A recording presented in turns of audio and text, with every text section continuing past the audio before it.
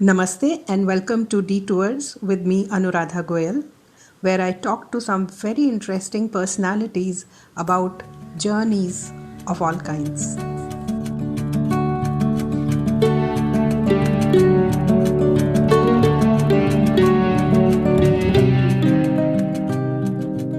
Today, I have with me one of my most favorite travel writers, uh, Juhi Sinha ji. She is a filmmaker, a documentary filmmaker, and a writer who's written for various magazines, newspapers, and authored some books, which I absolutely loved. I first met Juhi ji through her book on Bismillah Khan Sahab. While she had written a coffee table book on him, she introduced me to the essence of the city of Kashi, of Banaras, of the ghats, and she mixed the aromas of the city with the musical notes of the city, and she just recreated the city for me. I fell in love with her. And then I read her another book on Rajasthan, where she was making a film on the musicians of Rajasthan and on the heritage hotels of Rajasthan. And I loved reading that also. I had an opportunity to interview her for my books blog. But today she's going to talk to us about one of her recent journeys outside India and to the remotest part of the world, Arctic Circle. Juhi ji, welcome to Detours. Thank you. So, Juhi ji, take us to Arctic Circle like no one else can take us to. Anuradha, the whole plan for the Arctic thing came about because high up on my bucket list was the idea that I might go to the Arctic Circle in winter and see the northern lights. Mm-hmm. They're known as the Aurora borealis. Yes, that's the correct name. They're known as polar lights. They're known as the northern lights, and they can be seen both in the Arctic Circle and the Antarctic Circle.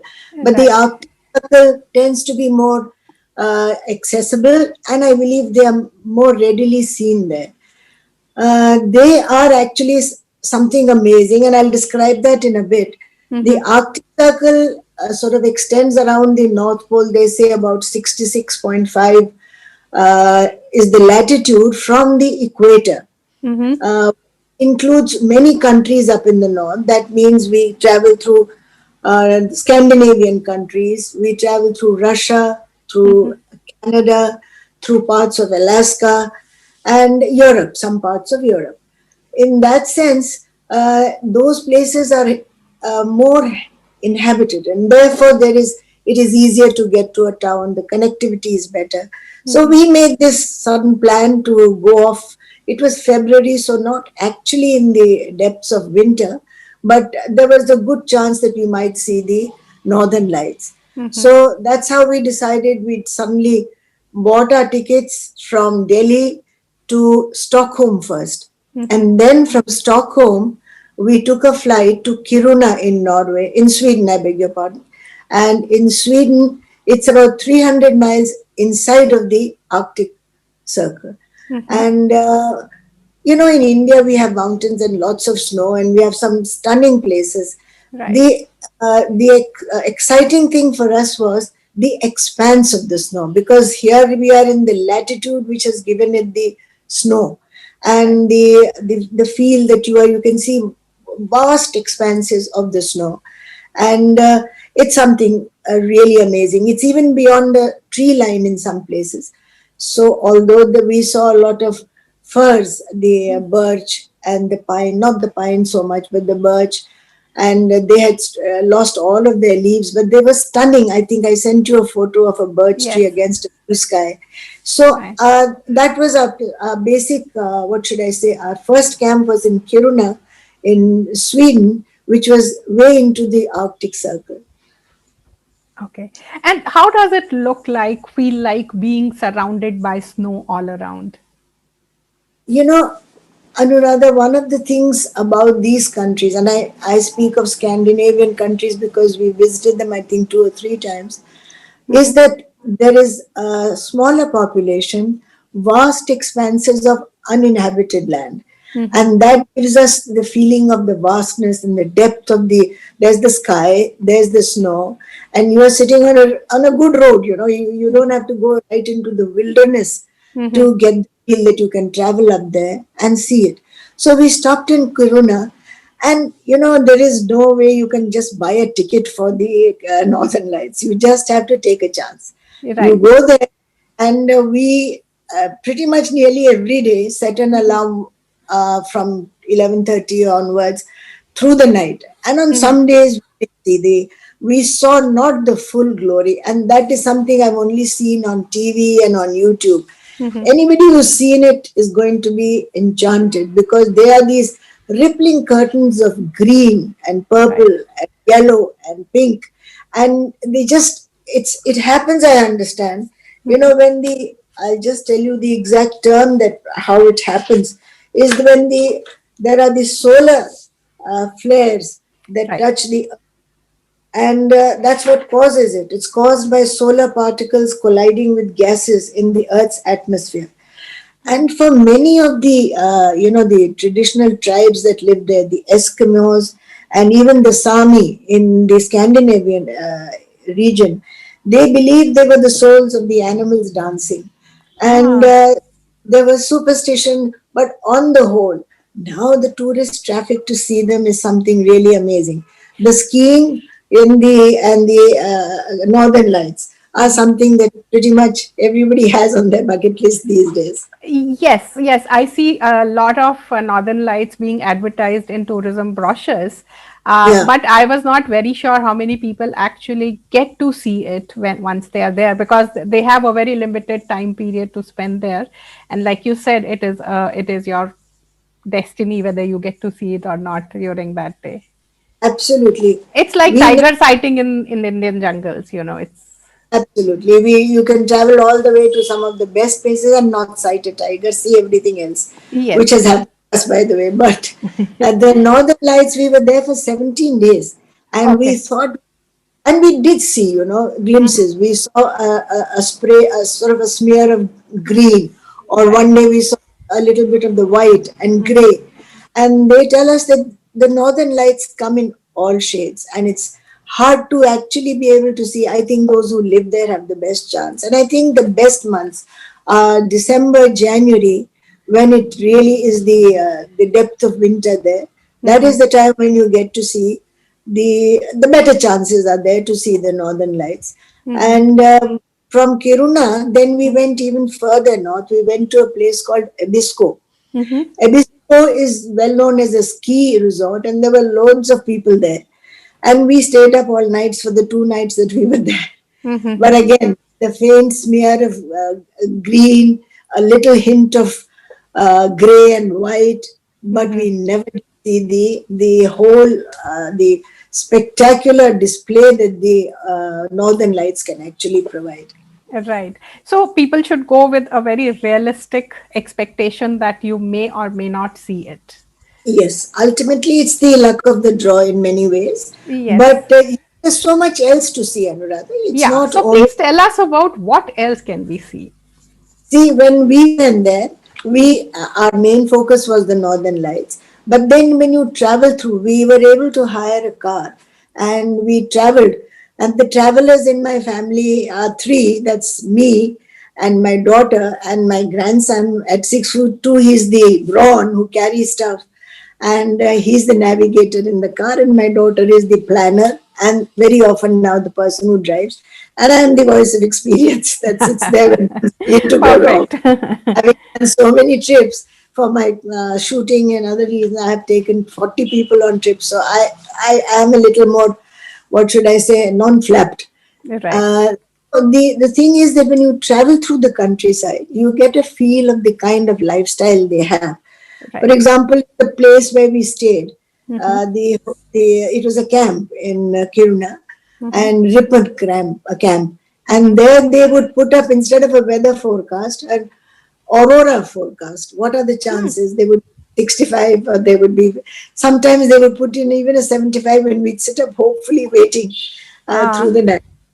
But again, it's like the forecast that says it's going to rain, and it never does. So is it So by the weather department or is it by the indigenous people there? no, no, no. It's by the, it's very, it's the weather department. The thing about these countries is that while there's sparse population compared to India anyway, and but there it's civilized in the sense that there's some modern facilities are there. So the roads are good everywhere. Right. And then of course there are the people who put up all these things. They know that tourism is a big thing there in summer Yes. and in, Yes. so they put up. The other things that we noticed when we traveled, brightly colored painted houses. I guess Right. it's needed to stand out in the snow. So Right. there's the red, the black, and the mustard, a great favorite for some reason. And outside those houses, like we put out fishing clothes line, they put out these lines where they hang their gutted fish, the lobster, the crab, whatever they have caught. It's Yes. like an open freezer because there's nobody going to take it away, and it's freezing outside. Right. Houses are warm. So that's something else that I thought was something very unusual. Which is like an open freezer to freeze your food.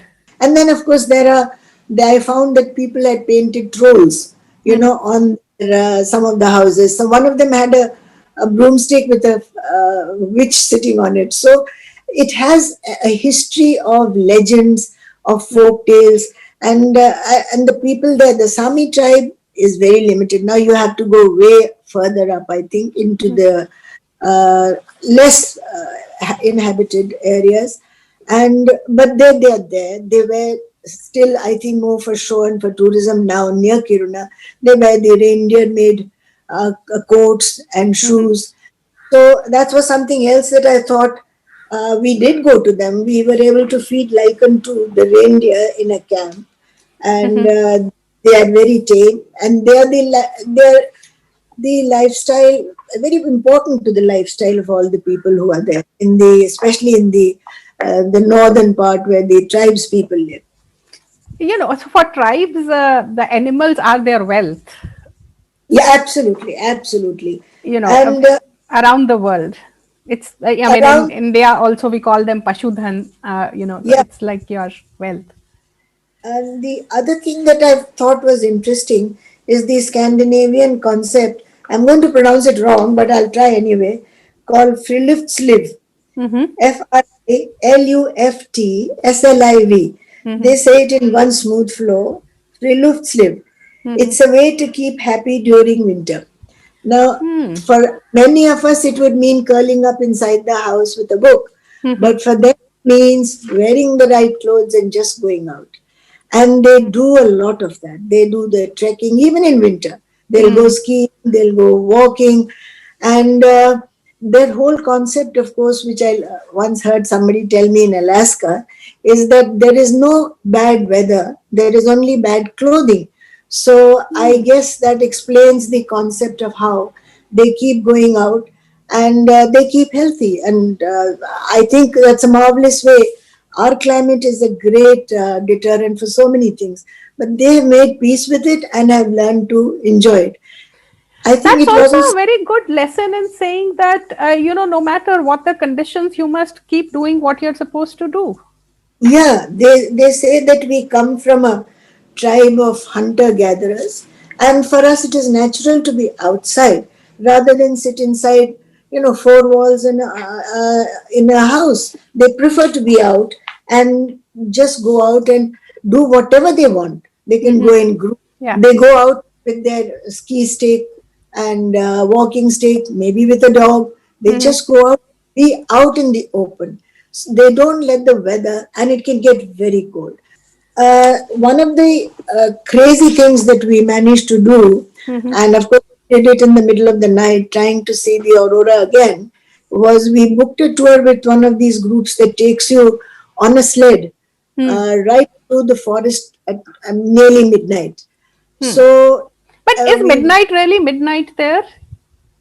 totally, in February it was absolutely dark. The day begins to close in at around 3, I think 3 o'clock in the afternoon, Okay. and the sun comes out around 10:30. Yeah. Okay. The result is that in the middle of the night, you see why they take you out into the forest is because they think that the street lights Mm-hmm. of any city can take away from the spectacle of the aurora. So which is Huh. why they generally the glow from the large cities, even though Kiruna was not such a large city, can Hmm. affect your lighting. Hmm. So we went in the middle of the night, Hmm. and there were four other couples, and I was a little taken aback to find two couples from Bihar, Hmm. and they were there in this snowmobile, and we were three. So there was somebody driving the snowmobile, and we were in a sled, wooden sled at the back. Hmm. It was bumpy, and in two or three places, our sled got stuck in the snow because it was still winter, and it even began to snow. Hmm. We were out in the open, so I have to say that the northern lights didn't oblige, but Hmm. we stopped at a hut Hmm. where there was a fire lit, and there we were treated to hot loganberry juice, Hmm. and a dinner for vegetarians, which was risotto, Hmm. and for the non-vegetarians, there was a stew of reindeer meat and potatoes.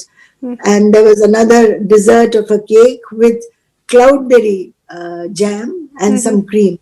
So Hmm. they have a lot of the berries that they grow there. And Right. so we went through that, and we were chilled to the bone. But Hmm. afterwards, I must say that when we think of how bright the stars were, because the sky was inky black and the Yeah. stars were just glorious. So, no lights, but spectacular, slightly crazy ride anyway. Yeah. The closest I have seen to this is in Chandratal in Himachal, where we were staying in a camp next to the Chandratal, and when I stepped out at night to go to the washroom, I was like, it's like Taro ki Barat, there was like, and it was like I can jump and catch them. They seemed so close. Yes, no doubt. There is there's no pollution to speak of, Yes, and the yes, lights is clear. And in the Scandinavian countries, particularly, it's just bright because yes, it doesn't rain so much. It snows, which is clean. yes. And there is no artificial light around. No, none, very little. In fact, the moment you go away about 10 kilometers out of, say, Kiruna, there are no disturbing, distracting lights of the city that might be there. Yeah, So, right. another thing that I noticed was, and I must tell you, at the entrance of our little Airbnb accommodation, many of the houses there also had a warming cupboard at the entrance of the house. So Mm. when you came all damp and with your boots and your coats, overcoats, you just put them inside that warming cupboard, and soon they would dry out and we could use them.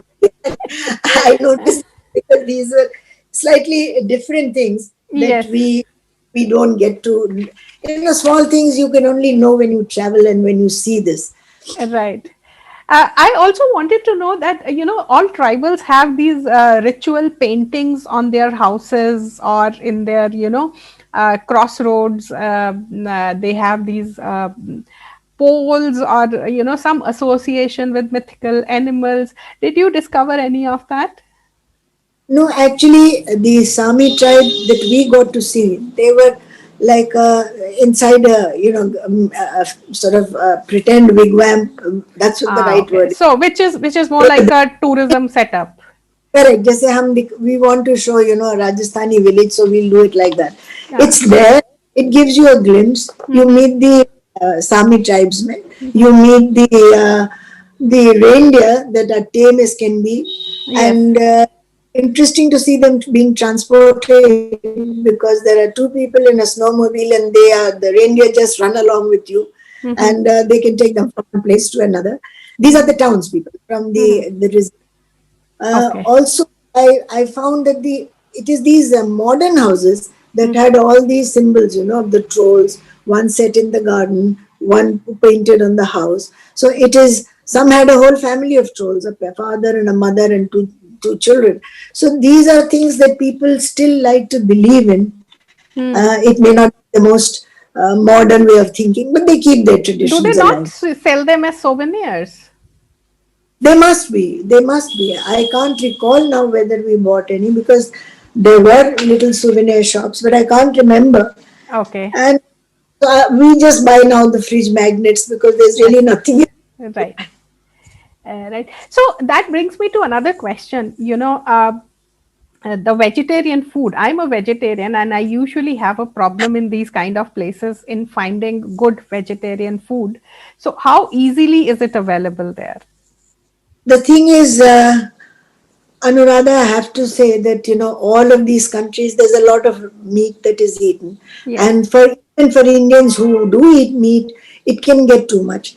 But I discovered that even if you sort of stayed off the traditional Swedish meatballs Hmm. and the reindeer and elk moose steaks and everything else, you do get enough for us. I am by preference a vegetarian, and then there was a lot of there's different kinds of bread. There's the rye bread, which is the most famous, which is healthy, which most Swedes and Norwegians eat. Hmm. And then there is a lot of yogurt. There's Hmm. cheese. There's Hmm. fruit. There's local berries and brown bread, potatoes, root vegetables. This is what they grow, and they make it into a number of dishes. Like the potatoes with cheese and with cream. It's a rich dish, but the skiers who come, youngsters, all Hmm. hungry after their work, it fills them up and gives them the energy to keep up with the cold, which is often very severe. Yes. So the food, I don't think you'd have a problem. I would strongly urge you to go and try and see. The food I is have worth a it. I have a very strange relationship with cheese in these kind of weathers. It's good Ah, because you need that energy in that weather. So for yeah. first few days I digest it, but after a while it becomes too much for the system because it's just not used to that quantity of cheese.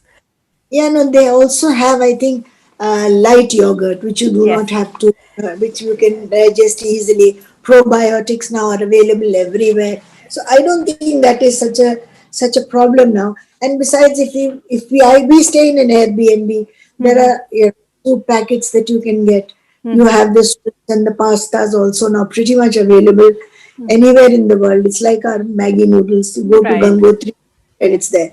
So it's something like that. So food won't be an issue if Okay. ever you decide to, and I hope you do, go to the Arctic to see the Northern Lights. I hope One other so. place I just must mention, which where we traveled from out of Sweden to Norway to the Lofoten Islands. Now Yes. they're the extreme edge of Norway in the north, Hmm. and that's where all the feared country begins.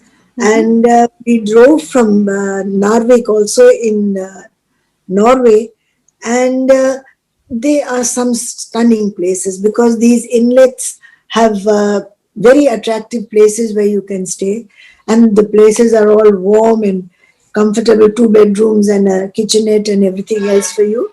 And then they're right on the inlet. There are fishing trawlers you can see, and brightly painted houses along the edges of the inlet. So I we found that also pretty fascinating. The drive right up to there, ice, lakes that have frozen solid and turned into shades of green or blue. Hmm. So I do believe that being a little mobile, if you can drive perhaps, it gives you a greater insight into the country that you visit. We have discovered it late, but we find that it really gives us a lot of a real glimpse into the kind of lifestyle that people might have and the way the countryside is. Right. You also mentioned to me something like carts on the skis you saw. You know what happens even when in Kiruna when we were there, we went out to look for some the local superstore or cooperative store, Mhm. and the road is becomes a kind of slush when the Mhm. cars travel over it. Not many, but still. So then it melts a little and then sets immediately into a kind of a solid ice, thin ice. So walking on that is really treacherous. So on the both the sides, the snow is still fresh. So if you Mhm. walk in that, you don't slip so much. So my motto became walk in the crunch. The snow you made this crunching sound. So you walked Yes. in that and you don't slip so much. And the locals carry, like a ski stick and also two ski sticks. In between, they'd have their shopping basket.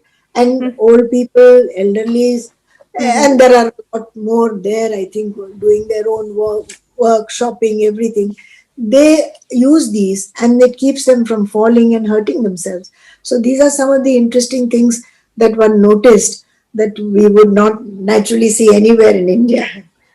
Yeah, so every location has some of these nuances that people developed, which I would call jugad, which people develop to make their life simpler uh, as per the environment. So just like we have our chakras in UP, Yeah, yeah. They also, so they are all jugards to make your life easier with whatever is available. yes, and skiing is something we saw small children, 5 or 6, in brightly colored coats.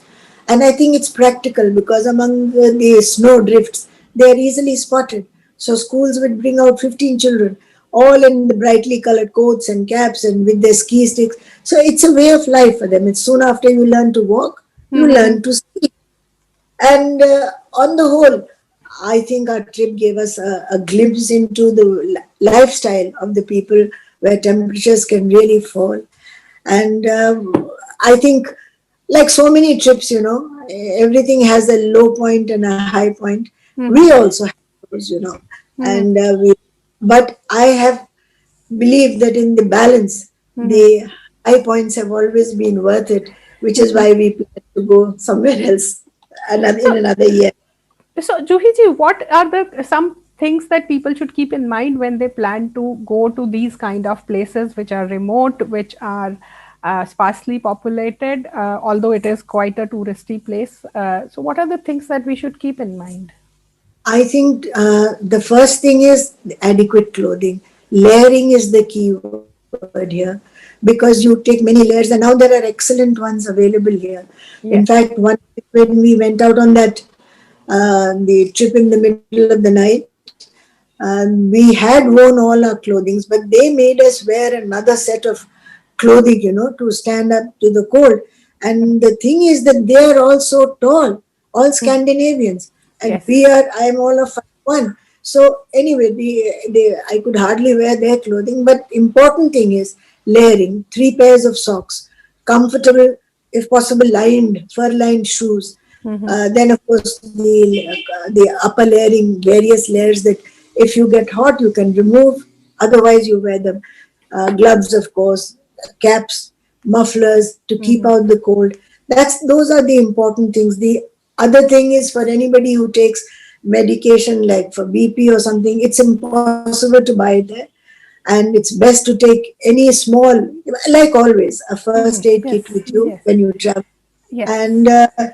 a diary to write down whatever you have seen, which is Yes. something really amazing, I think, I to guess be able these to. days cameras work as our diaries. We keep clicking Yes, whatever we see. correct. And we come back, if you have a diary, then anytime when you have a little, maybe 15 minutes, you can go back. And especially if you're not feeling so bright and you're down for some reason, then Yes. it's good to go back. And there's always the special memories of a welcoming smile and a warm room that you enter after your day's adventuring. And Yes. another thing that I must also mention, that people must be very aware of the GPS and everything, because these countries, you can't stop and hail a friendly villager. Arey bhai, बाएं जाना है कि दाहिने? Right. But so there's nobody. You can keep looking. The petrol pumps and everything's are all automated. In winter, there wasn't a soul. We got stuck. Then somebody guided us to the next petrol pump where the owner was sitting a little distance away. So these are a few things that I believe that might be useful So because technically equip yourself to be in a technology enabled yeah, environment. everywhere now, everywhere. If you want to buy tickets for something, it's all on the phone. That's fine. It's happening everywhere. It's Right. not new. But yes, to be able to maneuver those things in a country where language is not always easy. Up Yeah, in the that's north, what I wanted to ask you, is language a barrier? it is a bit. It is a bit in the camps where we stay. The language is not a barrier, but when you travel to remote distances, like say, like for in Lofoten, the village where we stayed was Henningswehr. Now, for some reason, these villages don't have street numbers or names, so you just kept asking, and they were friendly. but they didn't speak. We had to show them the map and the place and say, this is where we want. But that's because we go to these specially remote places, Right. All big towns ultimately tend to look a little alike. So unless you travel a little further out, you don't get to get the feel of the country that you have made such an effort to get to. Yes. And I think I'll just add one quote from Benjamin Disraeli, which he says, like all great travelers, I have seen more than I can remember, and I remember more than I have seen. So I That think somewhere our that memories and research, that is it so gets, beautiful. That is so beautiful. it is the things that you've seen, they come back to you, a Yes. helpful gesture. And I think even when we have our low points, cynics tell us that the best part of a travel thing is the planning. And then, of course, posting it on Facebook now. But I don't agree with that. I think, however, some points have been difficult for us. I always keep a small window for absolutely unstructured, unplanned stuff because that's where the magic happens. That's absolutely right. Absolutely right. And you get you come back with a memory. I remember once in Bergen, also in Norway, another time in winter. We were walking, we didn't know where to find our accommodation, and there was this elderly lady carrying a shopping basket. It was drizzling. She said, I'll guide you. And she Mhm. walked with us for about half of her long, out of her way, Hmm. to guide us to our accommodation. These things stay with you more than perhaps And it anything is else. universal. This good human behavior is universal. Yes, absolutely. And people take that back. Our tourism does well, I believe, in India because we do have the Atithi Devo Bhava, and Yes. we are very nice by and large Yes. to our visitors. And Yes. similarly, I found wherever we went, people were friendly, helpful, and surprised, I think, to see Indians so far out into the Arctic Circle. I think they were a little surprised. Okay. Although I think we are found everywhere now. I think, Yes. yeah, I was surprised. I'm telling you, the two Bihari couples in the snowmobile ahead of us in the midnight trip, and they were given a 10-minute, guide on how to do the snowmobile. So Mhm. the couple in front of us was driving ahead very fast and very confident, and then suddenly it seems we saw them jump out of their snowmobile on both sides, the wife and the husband. It seems that they had driven with the handbrake on. So Mhm. the snowmobile caught fire and they quickly jumped out and we waited. Thankfully, it didn't blow up. But it was, just to say because we are everywhere, but Yes. we also need to be very careful and Yes. keep in mind that we are Indians traveling to a foreign country Yes. and we carry a little bit of our country's reputation with us. I, Absolutely. Absolutely. We do carry. that Yeah, it, we carry. it all in all, I was amazed. And there was the Ice Hotel, which I must tell you, the Bihari families stayed there, two couples. And I looked at it. I think I've sent you a picture of the Ice Hotel. Yes. But personally, I'd rather go back to my warm room Hmm. and have a hot soup and a sandwich of flour bread, Hmm. of which there is an amazing variety in Scandinavia. So you'll never want for good vegetarian food. I must tell you that jams and berries and stews Do you and want to so tell us a little about ice hotels? the ice hotels. I didn't go inside. I must tell Yes. you, Anuradha. Okay. Took the photograph, but I believe they have a bed made out of ice, a Hmm. block of ice, and then on that they put a lot of warm, rugs and sleeping Hmm. bags so that you remain at a zero degrees kind of a freezing point thing, so the ice doesn't melt. But you remain. It's more for the experience, I would imagine, Yes. rather than the comfort. Right. Nobody wants to drink a drink out of an ice glass, frankly. But I believe Absolutely. people go there for the experience, and that It's an is fine. experience. It's an It's an experience. experience. So many things Right. just add up to give you an experience, which is wonderful, I think. Great. Great, Juhiji. Thank you for taking us around Arctic and sharing little tidbits of the cultural nuances, the lifestyle there, the people there, and your own experiences. I hope you get to travel again soon so that you can come back with another story to share with us. Thank you so much. I look forward to Radha and do make the trip. All the very best to your travels. Thank you so much for having me on your show. Thank you for joining us on Detours. You can also join us on Instagram, Facebook, and Twitter. Our handle is Indie Tales, INDITALES.